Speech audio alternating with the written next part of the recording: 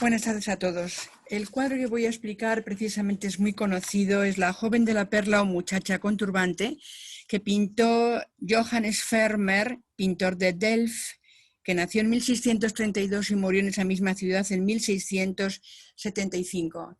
Es un pintor que retrató la vida cotidiana de la sociedad de su época, pero apenas tenemos datos de su biografía. No hay ningún autorretrato. Vive en un momento en el que los holandeses se independizan del poder español y floreció una escuela pictórica de gran calidad en los Países Bajos. La producción siempre estaba destinada a una burguesía compuesta por comerciantes, por artesanos, por banqueros. Sabemos que nació en el seno de una familia que tuvo varios casos delictivos relacionados con falsificación de moneda, con alguna estafa, y que la familia había sido perseguida por sus deudas. El primer contacto que tiene él con el arte es a través de su padre, que era un hombre dedicado al comercio del arte.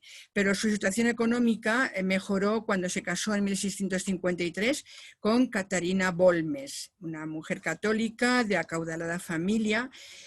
Fue inscrito en el gremio de pintores de San Lucas, pero no sabemos quiénes fueron sus maestros. Pudo tener contactos con los caraballistas de Utrecht, por ejemplo. Sabemos que en 1670 fue síndico del gremio de San Lucas y después en 1671 heredó dinero de su hermana. También sabemos que la suegra le da un gran poder pues para resolver todas sus muchas deudas que tenía, quizá por la cantidad de hijos que tuvo, se dicen los documentos entre 10 y 15 hijos, y murió repentinamente en 1675. Se ha hablado mucho de la relación de Vermeer con la cámara oscura. ¿Por qué? Porque es tan sorprendente el realismo y la perspectiva que logra en los diferentes planos de sus obras que se ha llegado a la conclusión de que el artista se valió de la cámara oscura para poder delinear las composiciones. Pero, ¿qué es la cámara oscura? Pues es el antecedente de una cámara fotográfica. Fue un descubrimiento, un invento muy antiguo. Originalmente se trataba de una habitación oscura a la cual, si se le hacía un pequeño agujero en una pared, la luz que entraba por pues proyectaba sobre la pared de enfrente la imagen de lo que había fuera, ¿no? Entonces es de una manera invertida como se hacía.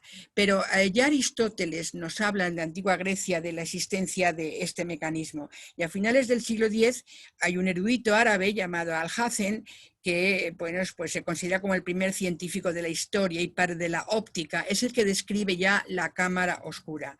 En el siglo XV se perfecciona, la perfecciona precisamente Leonardo da Vinci y en el Renacimiento también, Giambattista della Porta, que es quien agrega una lente al orificio de entrada de la luz para que la imagen reflejada pues se viera mucho más nítida.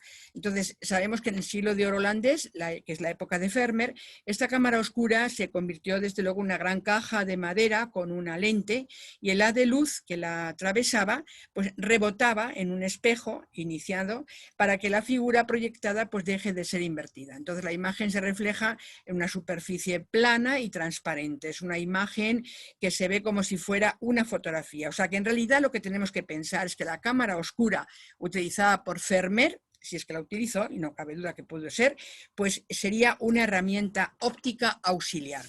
El ejemplo que hemos escogido es el de esta joven de la perla, que es bueno, uno de los cuadros más importantes, de los pocos cuadros que hizo Vermeer. Esta es una de las más importantes. Y él realmente utiliza un pendiente, que es lo que da nombre al cuadro. Este pendiente es el punto focal. La imagen de esta mujer tenemos que considerarla que era una tronie. Una tronie es el nombre que se daba en Holanda en el siglo XVII a unas efigies, a unas figuras que eran muy peculiares, eran expresivas, eran de uso decorativo. Entonces no tenían ninguna intención de ser un retrato identificable, sino que lo que los pintores lo hacían pues era para demostrar la pericia que ellos poseían, ¿no? Es el más conocido de todos los pintores de género holandeses y es el segundo en fama después de Rembrandt van Rijn. Su obra es admirada sobre todo por la maestría que tiene la representación iluminista de la realidad, cómo le da la luz, no sabemos de dónde proviene, siempre pensamos que es del lado izquierdo, que estamos acostumbrados a ver obras de Vermeer donde hay una ventana que entra a la habitación que siempre utiliza él, siempre, ¿eh? Entonces, bueno, pues ahí podemos darnos cuenta de que es representación iluminista, nos marca la realidad, también nos marca la quietud, nos marca el misterio, hay una gran pureza geométrica de sus composiciones y la mayoría muestra uno o dos figuras en su habitación, ¿verdad? Iluminada, como digo, siempre a la izquierda del espectador. Entonces, las tareas domésticas, que no es este el caso, siempre también quedan reflejadas en la obra de Vermeer. Y en esta ocasión es una joven que nos está escuchando como estamos hablando. Hemos entrado en la habitación donde ella estaba porque nos está interpelando con su mirada. Cuando vemos que en un cuadro la figura se vuelve al espectador, comunica con el propio espectador. Nosotros estamos dentro del propio cuadro. Esto es algo magistral que lo hicieron muchísimos pintores y que lo digo para que cuando veamos un cuadro, una pintura en que alguno de los personajes se vuelve hacia el exterior, nos está invitando a entrar en el interior de dicha obra. Entonces, solamente conocemos de Vermeer 35 obras. Él sabemos, por lo tanto, que debió de ganarse la vida también por medios distintos de la pintura, pero realmente lo que nos ha dejado en esta obra es algo maravilloso porque podemos ver con qué equilibrio él ha tocado el cromatismo, este azul, los amarillos, los brillos que él hace en el ropaje de la joven, la mancha blanca que tenemos aquí, que sabemos que este es un pretexto muy de Rembrandt para poder resaltar la fisonomía de la joven, ¿no?